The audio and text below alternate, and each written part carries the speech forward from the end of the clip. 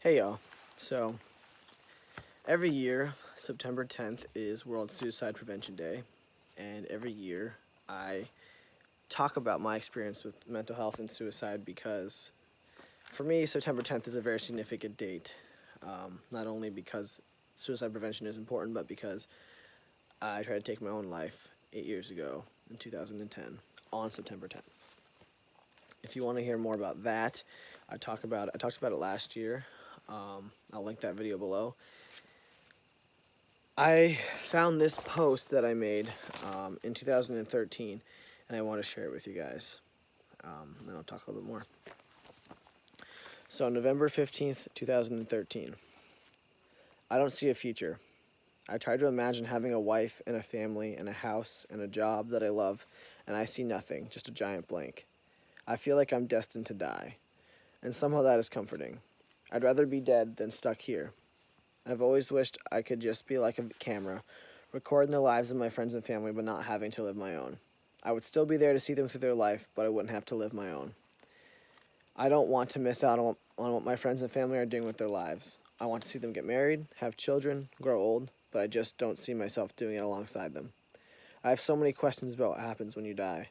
I've always believed in heaven and hell. Is it really real? What if I end up burning in hell for eternity? I can't imagine that. I don't even know what eternity is supposed to mean, and I don't want to be anything for very long. In heaven, I believe in God. I try to follow him, but it's hard and confusing.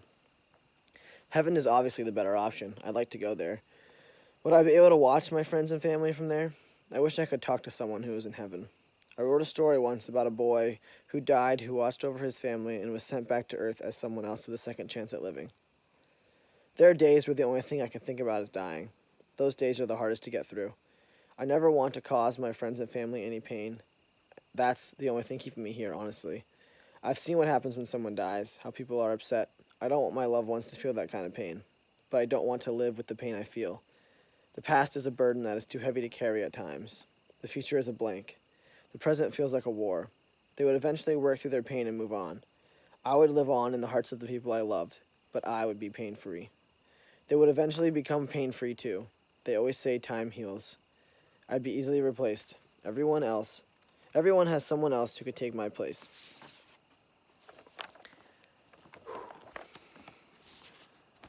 It's really hard to read this, and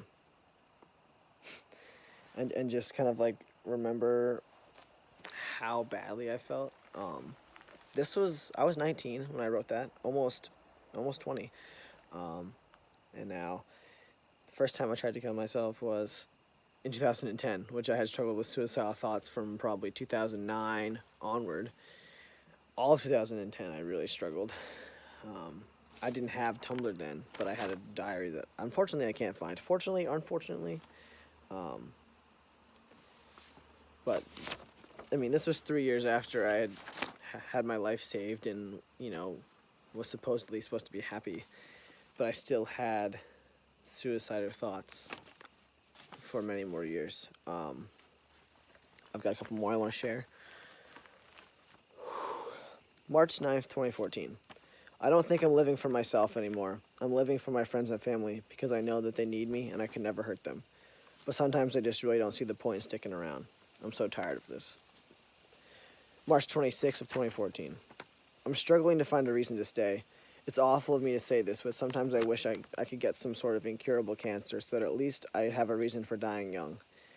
That would be an honorable death, fought hard until the very end. But then again, why isn't mental illness treated like that? These thoughts are a cancer, taking over my mind, destroying my life piece by piece. I fought so hard for so long, I don't have any fight left in me. And yet suicide is the coward's way out. Quotations. The thought of suicide is always in the back of my mind. Everywhere I go, everything I do, it's there. It's almost comforting to think that there is an escape from this life if I need it. April 10th of 2014. I'm better off as just a memory. By that I mean I'd be better off living in someone's memory than actually living. I'm just really struggling to figure out my purpose here.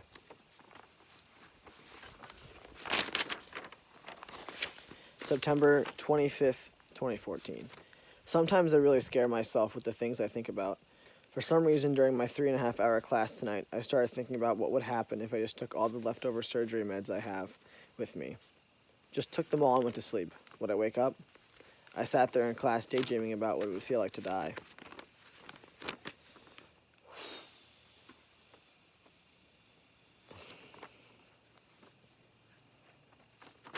October 18th, 2015. I feel like I could disappear and no one would notice that I was gone. November 11th, 2015. I hate myself. That's the beginning and end of everything.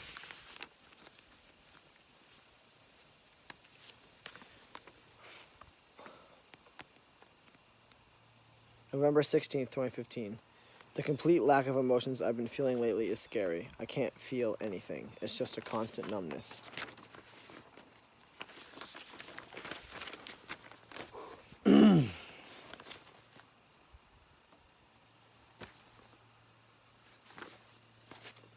October 5th, this is going back in time. October 5th, 2012, I wrote, "Life is an endless battle."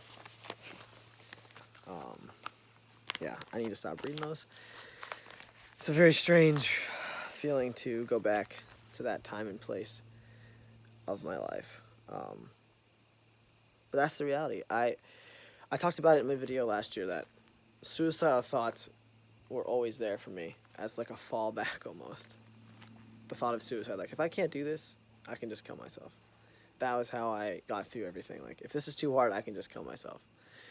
Because I did not feel like I deserved a life, did not feel like I had a purpose in my life. So I talked about that a little bit at my talk at Calumet, about how in 2015, the end of 2015, I was really suicidal. It was like either I'm transitioning or I'm dying kind of feeling of like, I have no purpose in my life if I don't do something about this feeling. So I was kind of talking about that, and one lady asked me, like, how did you stay alive when you wanted to die? And I didn't really have an answer. I didn't know what my answer was. I just went through it. I just stuck through it. And now I think my answer, now I know my answer. My answer is God. I might not have been following him. I might have been away from him, but he was still watching over me. He was taking care of me. Because he knew that there was more for me in my life. He knew that I had happiness right around the corner. Literally right around the corner after November of 2015. I cut my hair that following January. I came out. I am living my life now as a happy person. Not to say that I still don't have negative thoughts. I mean, everyone has negative thoughts, but those kind of thoughts don't control my actions anymore. And it took a long time for me to get here. 8 years, 7 to 8 years it took me to get to a place where I don't have to worry. I don't have to keep suicide as an option anymore. I want to have a life. I want to have a wife. I want to have kids. I love my job. I love where I live. I love my friend. I have everything that I couldn't see before. That in 2013 when I said it's a blank, now I can see what I want and what I want to do with my life and who I want to be. So, yeah. This is going to be probably just as long as last year, 9 minutes, but I just feel like I sometimes I start to doubt myself, like I shouldn't talk about this anymore, but no. This year I feel like there's been a lot of celebrities that have committed suicide, and I have family members who have lost a friend to suicide, and man, it just tugs at my heart every time, because it's like I've been there, I've been in the dumps, I've been in the darkness, and I know my heart just aches. My heart aches for those people who have committed suicide. My heart aches for people that have lost someone to suicide. My heart aches for people that are thinking about suicide right now. I mean, that was me for 5 years, 6 years. That's all I thought about.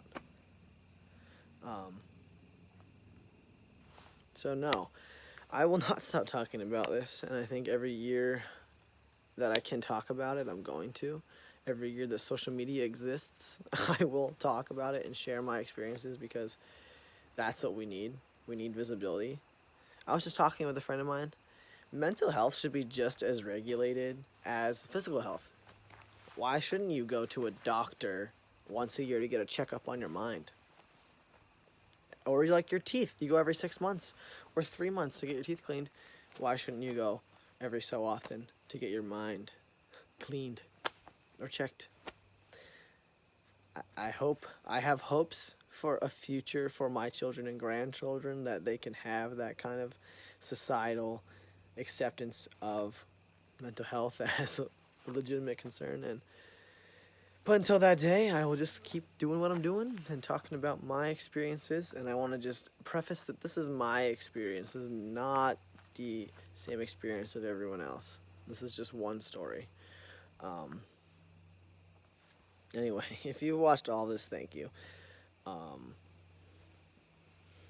Hope you guys are having a great week, and I'll talk to you next time.